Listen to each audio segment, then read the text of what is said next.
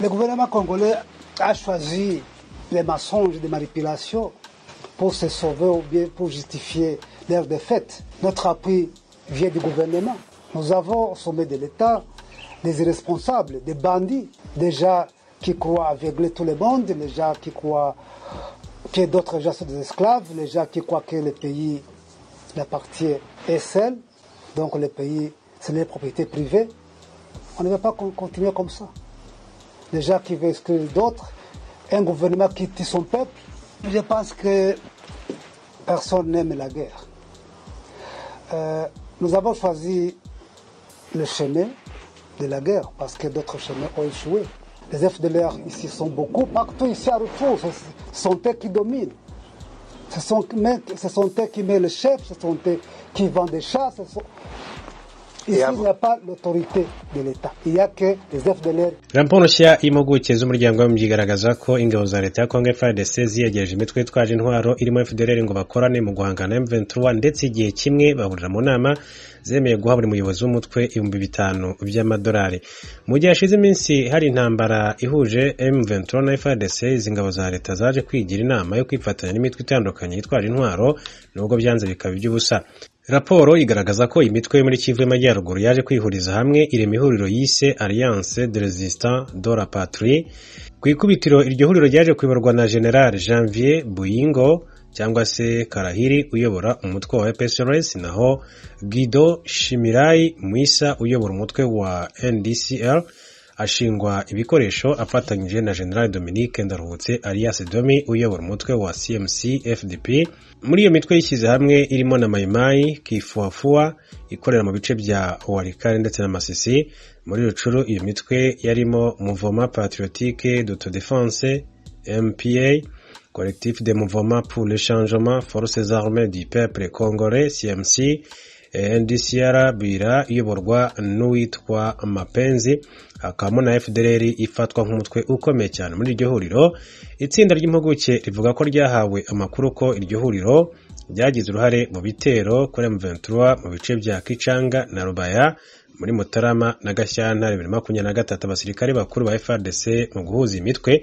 Amakuru yatanzwe agaragaza ko abajenerali babiri ba FARDC, General Janvier Mayanga na General Hassan Mugabo Baguma, boherejwe muri Kivu y'Amajyaruguru guhuza ibyo bikorwa no gushishikariza imitwe yitwaje intwaro gushyigikira FARDC. N'imikoranire ngo yahawe umugisha n'abasirikare ku rwego rw'igihugu, by'umwihariko umuyobozi ushinzwe ibikorwa bya gisirikare mu biro bya Perezida Tshisekedi General Frank Ntumba ndetse n'umugaba mukuru w'ingabo General Christian Tsiwewe Songesa. Mu mpera z'Ukuboza 2022 na Mutarama 2023, General Chikwa Tsitambwe wari wa kabiri mu buyobozi bukuru ushinzwe kurwanya M23 yatumije nibura inama eshatu hagati y'abayobozi bakuru muri FARDC n'abayobozi b'imitwe yitwaje intwaro yabereye Goma ngo hanzurwe kuri ubufatanye. Raporo ikomeza igira iti mu nama yo muri Mutarama yanitabiriwe n'abayobozi ba FDLR, Force Combattante, abacunguzi FOCA. Buri muyobozi w'umutwe yitwaje intwaro yahawe $5,000 by'amadolari ndetse bizezwa ko bazahabwa intwaro zikwiriye. Muri icyo gihe ngo abo bayobozi b'imitwe yitwaje intwaro banahuye n'abajenerali barimo Mayanga na Mugabo ngo bemeranye ku bikoresho n'inkunga y'amafaranga bakeneye byo gufasha uyu mutwe. Hatangwa urugero rw'uko inama mpuzabikorwa yabereye muri hoteli Nyarusumba muri Kichanga ku itariki ya 11 Ukuboza 2022. Muri icyo gihe ngo Colonel Salomon Tokoranga wa FARDC yari umuhuza hagati y'ubuyobozi bw'ingabo ndetse imitwe yitwaje intwaro. Yakomeje agira ati yabaye umuhuzabikorwa bikorwa byinshi cyane ndetse kandi n'ikwirakwizwa ry'intwaro. Ibyo bishimangirwa n'amafoto hamwe n'amashusho yaje kujya hanze agaragaza Guido uyobora NDCL ndetse na Deo Bafose Mparanyi uyobora NDCR muri Kichanga bari kumwe na Colonel Tokoranga mu Ukuboza 2022. Amakuru yaje kwemeza ko ku mabwiriza General Mayanga na Mugabo FARDC yahaye impuzankano, intwaro, ibisasu, moteri zitanga ingufu z'amashanyarazi, ibikomoka kuri petroli, ibiribwa n'amafaranga. Icyo gihe ngo FARDC yanatanze agatambaro gatukura bambara ku maboko ku kuboko kugira ngo ijye ibasha kumenya umutwe w'inshuti barimo gufatanya cyangwa se umutwe ukorana n'umwanzi.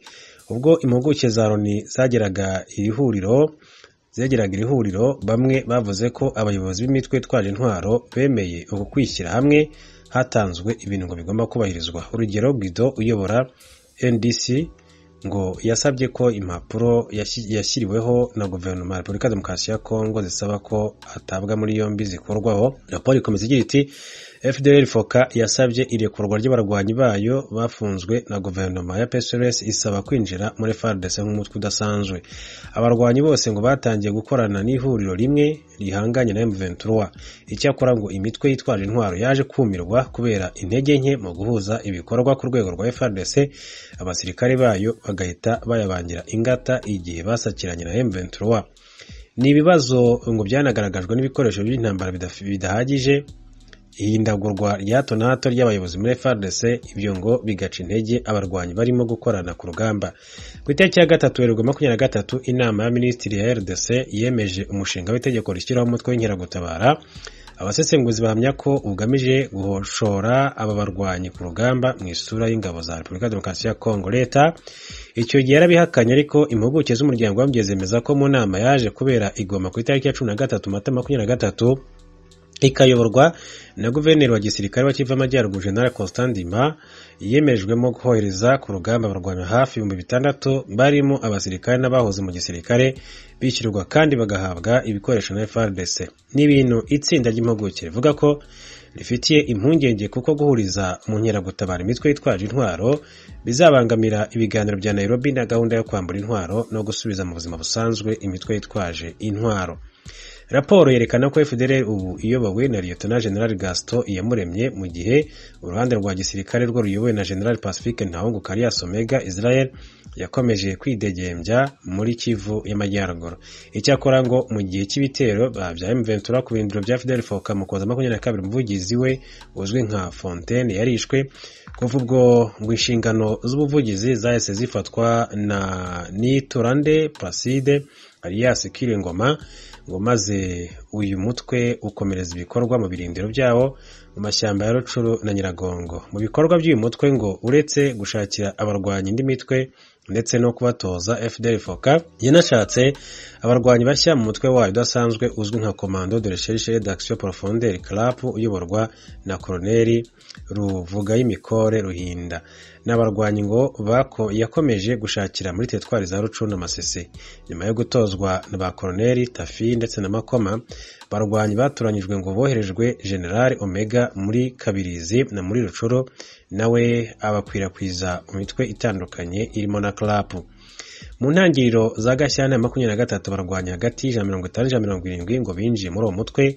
Uwo mutwe ngo ufite abarwanyi hagati ya 300 na 500 yarwanye ku birindiro bya FDLR Foka muri Bwisa, Buhara, Kazaroho, Mozambique, Paris, Sun City na teritwari za Rucuru na Nyiragongo ubwo M23 yatangizaga ibitero mu Gushyingo 22 na Gashyantare 23. Raporo ikomeza igira iti itsinda ry'impuguke ryasanze ko FDLR yavuye mu birindiro byinshi cyane, abaturage bakomeza kugabwaho ibitero.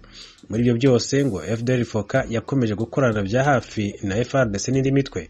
Yakomeje igira iti Colonel Ruhinda yitabira inama nyinshi cyane zacurirwagamo imigambi hamwe na FARDC muri Gicaga ku itariki ya 11 Ukuboza 22 ndetse no ku itariki ya 10 Mutarama 23 iza no guhabwa na FARDC intwaro n'ibisaso.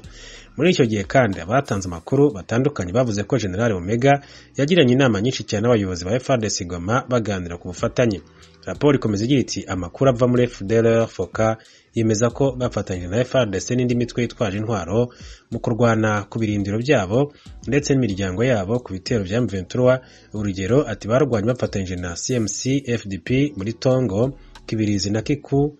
Ati banafatanya na PSRS muri Birambizo, Rusekera, Shonyi, Kicanga ndetse na Rubaya. Duhere ku makuru avugwa mu karere k'ibiyaga bigari. Abarwanyi b'umutwe w'iterabwoba wa ADF urwanya ubutegetsi muri Uganda bisha abantu barenga 40 barimo abanyeshuri 38 mu gitero bagabye ku ishuri ryisumbuye riri mu karere ka Kasese kari mu burengerazuba bw'igihugu. Ignatius Bayizi Kampala adufitiye inkuru irambuye.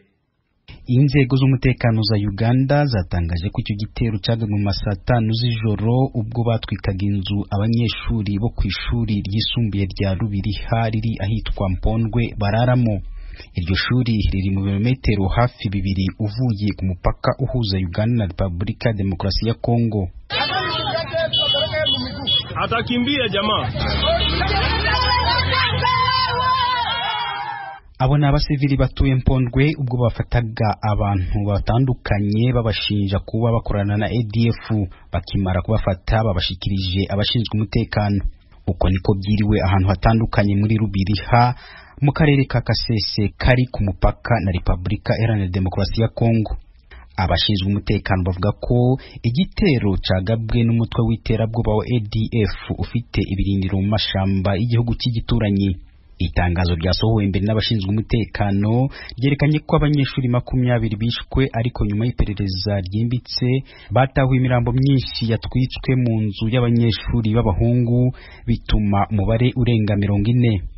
Mu nzu y'abakobwa ho bishwe baciwe imitwe no kuraswa, mu gihe abakobwa 6 nabo bavuga ko bajanywe ari bazima. Ibi byabaye mu gihe ingabo za Uganda zimaze umwaka urenga muri Kongo zikorana n'ingabo z'icyo gihugu kurwanya ADF. General Dikolum, umuyobozi w'ingabo za Uganda muri Kongo, yaje muri ako gace aho icyo gitero cyabereye, avuga ko abicanyi bari bamaze iminsi 2 muri ako gace. Huyo kijana iko umumu alipoonyesha shule yeye akaenda. Umusore weretse aba ADF aho iri shuri riherereye ari muri aka gace, yerekanye amazu atandukanye ay'abahungu n'abakobwa bararamo. Nyuma bicanyi babona kuza, babanje gufungira hanze inzu y'abahungu mbere yuko bayitwika. Inzu y'abakobwa ntabwo yari ifunze, barinjira nuko barabatemagura. Ndasaba abantu bose kuba maso, niba hari umuntu utamenyerewe muri aka gace mumufate, mushake abo bantu bayoboye ADF bari hano. Amakuru dufite nuko ADF yaje hari nijoro bakamara iminsi 2 hano, kandi babanje gushaka gutwika imodoka ku mupaka wa Mpondwe. Bahabonye abasirikare bacu bagira ubwoba, niho bapanje kuja gutwika ishuri. Sasa ndio kurudi kwa nini kwa shule. Itangazo ry'igisirikare ryavuze kandi ko icyo gitero cyagabwe n'abarwanyi ba ADF bagira kuri 5. Rivuga ko bakoresheje matera abanyeshuri bari baryamyeho kubatwika, nyuma bo bashimuse bakabikoreza ibyo kurya basahuye mu bubiko bw'ishuri. General Orum arasobanura uko abo bicanyi barimo guhigwa. Sasa hivi tumetuma ndege kila sehemu inaenda kuwatafuta. Ndege tayari kohereje indege mu mpande zose kugira ngo dushakishe abo bicanyi. Turashaka kubanza kugerageza kurokora bashimuswe. Doraha hari imirambo y'abanyeshuri batwikiwe mu nzu, ntabwo abavandimwe babo bashobora kubamenya. Polisi n'abandi bahanga bagiye gukora ibipimo by'amaraso kugira ngo bene wabo babamenye. Ya nani na mtoto ya nani? Sylvester Masereka, umuyobozi w'ibanze wako gace, aravuga uko byabaye n'ingaruka byateye mu karere ayoboye. Mu baturage ubwabo bicanyi basubiraga inyuma, bisha abandi bantu 2, abandi 8 barakomeretswa. Ibi rero akabituma umubare w'abapfuye ugera kuri 41. Ijwi rya Amerika ryavuganye n'umwe mu babuze ababo, avuga ko iki gitero cyabaciye umugongo. Ati nabuze abavandimwe bari abanyeshuri ndetse n'abandi b'abaturage bishwe. N'igihe gikabije kandi nta magambo dufite yo gusobanura ibyabaye. Ni igihe cy'agahinda gakomeye. Si ubwa mbere y'umutwe w'ibitero muri aka gace ka Kasese. Mu 1998 nabwo bagabye igitero kuri indi shuri gihitanye abanyeshuri 80. Umutwe wa ADF unashinjwa kugaba ibindi bitero bitandukanye mu gihugu, birimo ku mabisi atwara abagenzi no ku murwa mukuru Kampala, nabyo byahitanye abatari bake. Abashinzwe umutekano batangaje mu kwezi kwa 12 umwaka ushize kwako karere hamwe n'ibindi bice biri ku mupaka n'igihugu cya Kongo bishobora kwibasirwa n'ibitero bya ADF ifatwa nk'umutwe w'iterabwoba. Uyu mutwe wagerageje kugaba ikindi gitero ahitwa Semuriki hafi na Kasese nyine mu mpera z'umwaka ushize, nuko igisirikare gishobora kubasubiza inyuma no kubica mbere yuko bica abanyagihugu. Ignatius Bahizi, Ijwi rya Amerika, Uganda. Bamwe mu Barundi bahungiye mu Rwanda baravuga ko bamaze gutera imbere mu kwikorera imirimo itandukanye irimo ubucuruzi, ariko hari n'abandi bakirwana no kugerageza gushakisha ubuzima. Mu gihe hitegurwa kwizihiza umunsi mpuzamahanga